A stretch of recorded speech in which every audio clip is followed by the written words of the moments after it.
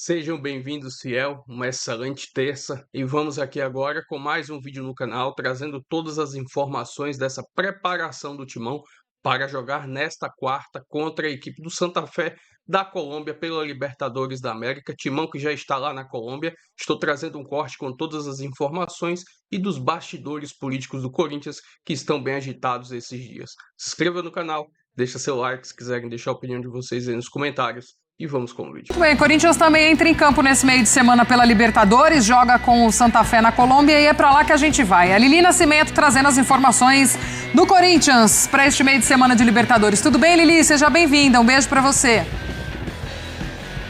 Tudo bem, Glaucia? Beijo pra você, aos amigos do estúdio, ao fã de esportes. Eu tô aqui na frente do hotel em que o Corinthians está hospedado.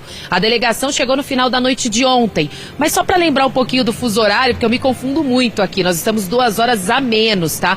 Então já era madrugada no Brasil quando o Corinthians chegou aqui ao hotel. Vamos falar dos desfalques pra essa partida, porque o Memphis ainda não retornou. A chance dele voltar contra o São Paulo, ela existe, mas ela é pequena ainda. Por conta da intensidade do jogo, muito provavelmente ele possa voltar contra o Barra, aí sim no meio da próxima semana na Neoquímica Arena, um jogo considerado assim, com menos pressão, né? Porque todo atleta que volta aí do departamento médico, ele ganha minutagem aos poucos, então ainda é remota a chance dele voltar contra o São Paulo. Não viajou para a Colômbia. Choca a mesma coisa, segue no departamento médico. O Charles também por conta de dores no tornozelo. E o Alan foi novidade, ele de última hora ele foi cortado por conta de uma condição de saúde que ele tem, que ele não pode jogar na altitude. Então vale lembrar que aqui em Bogotá nós estamos a 2.600 metros de altitude, ele não pode jogar, por isso nem viajou com a delegação. Já aconteceu isso quando ele vestia as cores do Flamengo também. Então são esses os desfalques, o restante do elenco à disposição do técnico Fernando Diniz. Inclusive hoje, às 4 da tarde daqui, 6 horas do Brasil, o Corinthians vai realizar, o primeiro e único treino em solo colombiano de preparação para esse confronto contra o Santa Fé. O treino vai acontecer no CT da Colômbia, fica mais ou menos uns 20 minutinhos daqui. O Diniz liberou a imprensa a acompanhar um pouquinho, aqueles 15, 20 minutinhos de início do treino, depois portões fechados e o Corinthians segue na preparação. O jogo é na quarta-feira, lembrando que o Corinthians venceu o Santa Fé na Neoquímica Arena por 2-0. O Corinthians está muito bem, 3 jogos, 3 vitórias, é líder do grupo E, só que precisa vencer aqui para dizer assim, respirar, aliviado, no sentido de que estamos classificados para a próxima fase. A vitória de amanhã não vai garantir o Corinthians com a melhor campanha ou em primeiro no grupo, mas pode garantir sim uma classificação para a próxima fase. Então por isso Fernando Diniz veio para cá, para tentar colocar força máxima na medida do possível, tendo em vista que no final de semana tem confronto contra o São Paulo e o Corinthians está na zona de rebaixamento. Então por isso que ele vai utilizar o treino dessa tarde para definir bem a equipe que vai entrar em campo para tentar vencer o Santa Fé. O Santa Fé, que na liga, no campeonato local, é o 7º colocado. Eu conversei com alguns torcedores aqui, do Santa Fé. Eles disseram assim, a gente sabe que é difícil enfrentar o Corinthians, mas que a gente precisa ganhar do Corinthians amanhã para ter uma chance de se classificar para a próxima fase.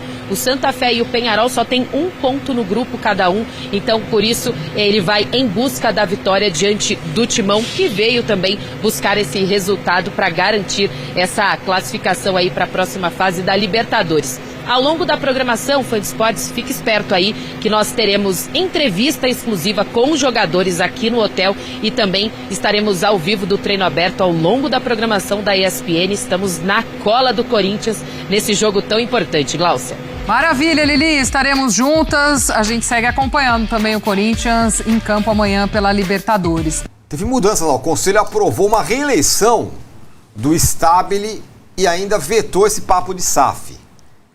Só que aí o Ministério Público entrou em conta e pediu, entrou na história e pediu intervenção das contas do Corinthians. A coisa ferve fora de campo, Vessa. Vamos lá. São coisas distintas. O Ministério Público entrou com um novo pedido, ou reafirmando aquele pedido anterior, solicitando então essa possibilidade de intervenção judicial. Ele reforçou o pedido com base... Ele já tinha outros motivos para fazer isso. Aí quando os nobres conselheiros foram lá e aprovaram um balanço cheio de problemas e ressalvas, porque a política é assim, que os caras passam por cima de tudo para poder manter o seu status e tudo mais, o Ministério Público falou, vocês aprovaram esse balanço aí que a auditoria apontando um monte de problema, tá bom, agora eu tô vendo que a bagunça é generalizada, o problema tá generalizado aí mesmo, e foi lá e reforçou. E agora vamos entender se os órgãos lá competentes do Ministério Público vão aceitar, enfim, tem todo um trâmite lá burocrático, mas é mais um reforço, é mais um pedido do Ministério Público de intervenção judicial, agora sim com base nessa aprovação do balanço que eu falei aqui, enfim, as ressalvas todas que foram feitas pela auditoria independente externa. E aí ontem à noite houve mais uma vez o encontro dos conselheiros, mas dessa vez para votar 13 itens do novo estatuto. Tinha sido votado 2, porque ao tardar da noite segunda passada travou e agora ontem continuou esses outros 13 itens. Alguns pontos me parecem ser bastante positivos. Então, por exemplo, o Corinthians tinha um chapão, que era chapas de 25 conselheiros. Você não votava na pessoa, você votava naquela chapa e 25 ia de uma vez só se aquela chapa fosse eleita. Agora você vai ter que votar individualmente e aí os conselheiros mais votados que vão virar conselheiros. Então, isso foi um ponto positivo. Outra coisa, caiu o número de vitalícios e de conselheiros de maneira geral. Eram 200 trienais votados e 100 vitalícios. Cai para 50 o número de vitalícios e aí é uma queda natural. As pessoas vão falecendo e as vagas não vão sendo ocupadas. Ótimo. Vai ter que ser uma queda gradual, mas natural. E cai de 200 trienais, né, eleitos para 150. Então, acho que também já é algo que vale a pena ser comemorado. Já tinha passado também o item do fiel torcedor, com direito a voto, já na eleição de 26. Era no mínimo de 4 anos de pagamento, agora caiu até para 3. Por quê? Porque os sócios, a quarentena também caiu para 3 anos, para você ter direito a um sócio normal ali, para ter direito a voto. Então, se caiu dos sócios, cai também do fiel torcedor. Também é muito bom essa situação. E o lance da SAF, na verdade, eles deixam claro naquele voto que não é a SAF sendo proibida em si. O que foi votado é uma espécie, vamos dizer, uma parceria, tipo a MSI, na época. Não era uma SAF. Se pintar um parceiro, um entendimento de que mas não de vender o clube, de alguma empresa, alguma coisa do tipo a MSI que teve naquela vez, e aí isso também foi votado. O quórum foi baixo, menos de 100 ali conselheiros apareceram, eu já imaginava que isso ia acontecer, os vitalícios quase nem foram para votar. Lembrando, tudo isso que eu estou falando agora passou pelo conselho. Só que quem é o brabo do voto mesmo, quem que decide é a Assembleia Geral, são os sócios, 4 mil, 3 mil. Então tudo que aconteceu nessa prévia é legal, adianta, são boas notícias, mas você precisa... Talvez, mas a tendência é que aprove, porque aí o conselheiro vai fazer o trabalho dele. Se o conselheiro... Na teoria, sim. Mas eu não entendi o negócio da parceria. Ele aprova... Nessa reforma estatutária, aprova o CNPJ que cuide do futebol. Mas que não pode ser SAF. O clube não seria colocado numa venda de SAF, entendeu? Pode ser feita a parceria, mas não com a SAF. Tá. O modelo SAF seria votado posteriormente, só um item de tão importante e tal. Tá. Seria colocado de maneira diferente. Mas o mais importante, tudo que eu falei aqui, ou todos os 15 itens, não estão valendo. Não é ainda. Quem decide que vai valer mesmo é a Assembleia dos Sócios. O Massini está dizendo, mas aí os conselheiros agora vão fazer um trabalho interno para que os sócios votem. No mundo ideal é isso. Só que eu tenho dúvida que, olha o que eu tenho dúvida. Você é conselheiro, é um mundinho pequenininho, o seu nome está ali bastante exposto. Você vai dar um jeito de não se expor. Só que agora, a hora que aumentar para o universo de 4 mil, você trabalha no clube para dar o não, por exemplo. Tá. Porque trabalhar o contrário do que foi aprovado? Do que foi aprovado. Por quê? Porque você não está exposto, são 4 mil votos, você fica no meio de tudo e você vai... Convence 5 aqui, 10 aqui, 20 ali, vai convencendo para que os sócios digam não, que é o que na verdade era alguém vai falar. Que era o que ele queria de verdade desde o começo. Porque ele, como conselheiro, ele em 50, ele em 80, ele tá exposto pra caramba. Ele em 4 mil, ele tá diluído. Então, essa é a dúvida que eu tenho. No mundo ideal, os conselheiros que votaram a favor agora vão fazer um trabalho interno dentro dos sócios do mundo maior, que é um pouco de 3, 4 mil. E aí, esse lance do fiel torcedor, de verdade, é o mais importante. Eu vou explicar o porquê. Uma coisa é você ter uma votação com 3, 4 mil pessoas. A outra coisa é você ter, já se fala, entre 15 a 20 mil sócios torcedores, pelo menos com 3 anos. Por que isso é diferente? Aí tem um argumento contrário que é, não tem nada a ver. Vai aparecer os mesmos para votar, em vez de votar 4 mil nos mesmos, vai votar 16 mil nos mesmos. Não é assim. Sabe por que não é assim? Porque hoje, eu vou dar um exemplo aqui, tá? Lá no Parque São Jorge, no Bar da Torre, está sentado um cara ali na mesa, ele é o presidente da Microsoft. Só que ele está quietinho na dele. Por quê? Ele falou, eu vou me expor aqui dentro para votar essas mesmas 3 mil pessoas. Por quê? Aí o André Negão, Augusto Melo, esses caras estão na Botia, estão num monte de lugar, eles são grandes no clube. E esse cara, o presidente da Microsoft, que eu estou dando um exemplo hipotético, esse cara tá quietinho. Ele falou, eu não vou me expor para perder para esses caras, porque é mais importante o cara que tá lá dando um rolê na Botia, um rolê na peteca, não sei o que, do que eu. Se você abrir para 16 mil pessoas, esse cara que tá quieto hoje, que ele não quer fazer parte do clube ou da política, ele vai falar, opa, agora eu tenho chance. São 16 mil pessoas do lado de fora do clube. Agora eu vou me apresentar para essas pessoas, eu vou conhecer, eu vou me colocar à disposição dessas pessoas, eu vou mostrar o meu currículo, quem eu sou, o quanto eu posso fazer a diferença. E para essas 16 mil pessoas eu posso ser importante. Esse mundinho do Parque São Jorge, ele perde o valor, ou ele fica menor do que o mundo lá fora de 15, 20 mil pessoas. Então, é muito importante, sim, que isso passe na Assembleia dos Sócios e agora vai ter que haver um trabalho aí de quem que é o bem do clube para que isso passe. Quanto tempo o Paulo Nobre precisou para assumir a presença do Palmeiras? 14 anos. Caramba. Participando da política do Palmeiras para poder chegar lá. Acho que é o normal. Então, agora, vem cá. Com quantos votos você calcula que um presidente é eleito pelo Conselho? Um presidente? É que no voto não é do Conselho. Não. Então, o Conselho elege e depois o sócio referenda. Não. Assim, então com quantos votos dos 3, 4 mil do Conselho eleito dos sócios? Ganha com 1.500, 1.000 e pouco. Tá bom. 1.500 votos. Para se eleger conselheiro, quantos votos você precisa? 25? 30? Não, dos 4 mil tem que votar. Antes era nas chapinhas. Não, então, peraí. O cara, Massa. Imagina você é um sócio. Sou sócio. Você só quer virar conselheiro. Exato. Quantos caras eu preciso reunir para ser garantida a minha eleição? Eu vou falar o que era até agora, porque era com chapinhas. É que vai mudar, talvez mude a partir de agora. Eram 15 chapinhas. As que foram mais votadas, 250, 300 votos deu. Para eleger aquelas 25 pessoas, 25 as 8 maiores, 8 de 25 vira 200, as 8 mais bem votadas das 15 passaram a fazer parte do Conselho Deliberativo. São 8 a 10 votos por pessoa. Concorda?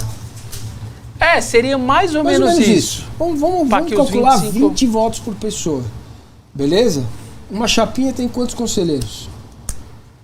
25. 25, beleza.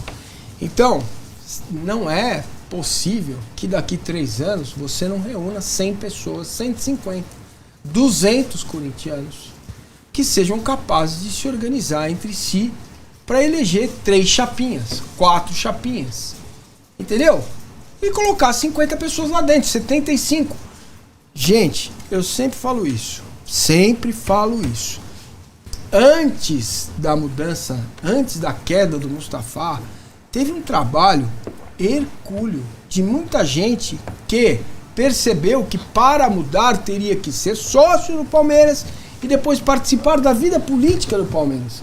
Então teve uma organização grande de pessoas que começaram a trabalhar para eleger um cara, 2 caras, 5 caras, 10, 15, e foram essas pessoas, eu diria, mais progressistas que conseguiram afastar o Mustafa do poder.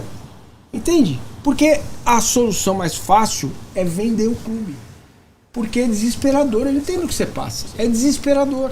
É porque você não vê luz no fim do É túnel, isso. entendeu? Bom, isso é alguma coisa, pelo menos. Já foi alguma coisa. Se a Assembleia isso vai... é um pouco da reforma estatutária. A questão é que quem está na 3 proa anos. disso tudo É o Estado. é o presidente Então, mas que beleza. conseguiu aprovar também A a reeleição. possibilidade de ele Mas se candidatar. se eu comprar o título hoje, Né? daqui 3 anos eu posso votar.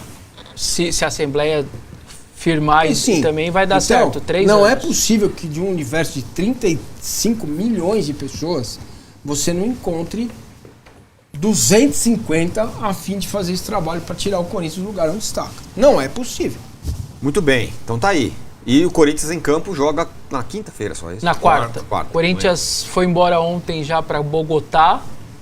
É longe, hein? 6 horas de viagem de bem, Bogotá. filho. Nunca Eu foi tava pra lá lá? semana passada. 6 Eu já horas fui, de viagem. cara. Bogotá é uma Chegou delícia. lá já ontem à noite, perto da meia-noite. Treina hoje no CT da seleção colombiana, que fica até atrás do El Campín. Mesma coisa do São Paulo. E aí joga na quarta-noite, chega na quinta-feira e aí sim os jogadores vão ser liberados para voltar para suas casas, porque de Mirassol todos foram para o CT direto e do CT direto embarcaram para Bogotá. Ausências, importante passar isso para o torcedor. Jogadores que ficaram fora da viagem, tá? O Hugo, lateral, tinha feito operação. O Choca segue o problema no pubis. O Charles, tornozelo. O Alex Santana, por opção. O Memphis segue na transição. O Kaique, LCA. E o Alan, é engraçado. O Área, engraçado não, né? Mas enfim, inusitado. O Área por orientação médica, Isso. porque ele tem uma condição genética de traço falcêmico. Ele não ia já com o Flamengo para Isso, altitude. que o impede de atuar na altitude. Como o Bogotá 2.700, 2.800, ele então ficou fora da viagem. 25 relacionados. Então quase todo mundo. Dá a flanela aqui, porque o Vesta estava achando que o Memphis ia para Bogotá. É Não verdade. vai para Você falou. Bogotá, Não, velho. eu não vai, cravei, mas disse não que era vai, mas possível você- ganhar Gravou, alguns sim. Mas minutos. ele não Não vai para gravou? Bogotá mesmo. E aí tem Quanto o São Paulo, ele deu, eu tô aqui. ó. Não, Aqui. talvez nem contra o São Paulo. É mesmo? Talvez nem contra o São Paulo. Por quê? Porque eles acham que ainda não tem um ritmo legal. E no final, a semana, olha isso, olha como impacta nas coisas. A semana tá atrapalhando ele no seguinte sentido, a falta de ritmo. O elenco foi embora segunda-feira, só volta na sexta treinar. Então, na teoria, ele tá treinando separado lá no CT, com quase ninguém lá no CT, e ele tá treinando lá, porque não teve os treinos. Os treinos que na teoria poderiam Só teve ser jogo. normais Só com os teve jogo, demais. viagem, vai ter isso, jogo. e os caras, e mais do que isso, os caras estão ausentes do CT. Mas, Voltam assim, na tem que provocar, sexta-feira. Tinha que fazer que nem o Palmeiras fez com o Paulinho, o Vitor Roque leva lá no avião. Leva lá pra ficar no pra treinar avião. Né? junto, pra recomer. E aí talvez ele não volte no Majestoso, e aí sim, quarta-feira contra o Barra, ele poderia voltar quarta-feira. Contra o Barra. Parecendo o Neymar, essa história. Voltaria aí, contra o Barra. cara. E aí depois o jogo e aí pra ser titular contra o... Contra o. Peraí, minutos contra o Barra e Botafogo no Rio. E aí ele jogaria contra o Botafogo no Rio. E Poderia aí, ser. quantos sintético. dias faltam para convocação depois do jogo contra o Botafogo? Faltam uns 20 ainda, né? Porque é no dia... Não, a última jogo é 30 de maio, né? Isso, De todo 30 de mundo. maio. Mas Mas já, a as convocação seleções não já é vão ser antes. A convocadas. convocação um Depois. pouquinho É antes. antes, né? Ah, mas ele vai, né? Ele vai. Mas vai sem jogar? Ah, eu acho que ele vai. Tem moral na seleção da Holanda. Acho que a tendência é ele... Mesmo nessa situação, ele vai. Apesar daquele recado do Ronald Koeman, ó, eu preciso que ele esteja bem para eu poder chamar, mas chamar o cara vai. Pode não. Chegar problema. lá e cortar, né? Não sei, mas chamar eu acho que vai. E não vai sair daqui com uma empresa pagando ele já, o contrato renovado? Que empresa é essa, você sabe? Não, eles estão conversando e tentando resolver essa situação. O Osmar deixou claro, a gente não tem condição de continuar no contrato atual e tal. Vamos tentar conseguir um patrocinador. Tem Os caras, algum espaço na camisa para dar pro Memphis? na teoria, não mais. Todos preenchidos, eu acho. Porque o do Ronaldo deu muito certo fazendo Então, isso, né? pode ser uma saída. Deu manga, shorts e axila pro Ronaldo. Na época, Axila? era da Bozano aqui. Ah, Era o avanço Bozano. ali e tal. Mas um pouco antes, né? Um pouco antes. Senão não Na aparece, época só foi. aparece no lateral. Na época foi. E vou trazer aqui agora mais algumas informações desse próximo jogo do Timão, nesta quarta, às 21h30, contra a equipe do Santa Fé, lá na Colômbia pela Libertadores, com transmissão da TV Globo e também do Paramount Plus. Estou trazendo aqui a classificação do grupo do Corinthians na Libertadores. Corinthians 100%, 3 jogos, 3 vitórias, seguido do Platense, que vem na segunda colocação com 6 pontos, e o adversário dessa rodada, que é a equipe do Santa Fé, é o lanterninha ali do grupo, 3 jogos, nenhuma vitória, um empate e 2 derrotas. Estou trazendo aqui agora um recorte dos últimos 5 jogos da equipe do Santa Fé, e aí está o Campeonato Colombiano e também a Libertadores. Desses últimos 5 jogos são 3 vitórias e 2 derrotas. O último jogo que eles fizeram neste domingo contra a equipe do Inter de Bogotá, jogando em casa o Santa Fé, venceu pelo placar de 3-1. Já aqui do lado também tem a classificação da equipe do Santa Fé no Campeonato Colombiano, é o 7º colocado da competição, em 19 rodadas, somou 29 pontos. Estou trazendo um recorte aqui dos últimos 3 jogos da equipe do Corinthians diante da equipe do Santa Fé, 2 vitórias do Timão e um empate. Lembrando, eles já se enfrentaram nessa Libertadores. O primeiro jogo foi dentro da Neoquímica Arena e o Timão venceu pelo placar de 2-0. Enfim, jogo importantíssimo aí para o Corinthians, que se vencer a equipe do Santa Fé, estará classificado para as oitavas de finais da Copa Libertadores e fica muito bem encaminhado também essa primeira colocação do grupo. Vamos ver como o Fernando Diniz vai preparar a equipe para esse jogo. Se inscreva no canal, deixa seu like, se quiserem deixar a opinião de vocês aí nos comentários e até o próximo vídeo. Valeu, filho.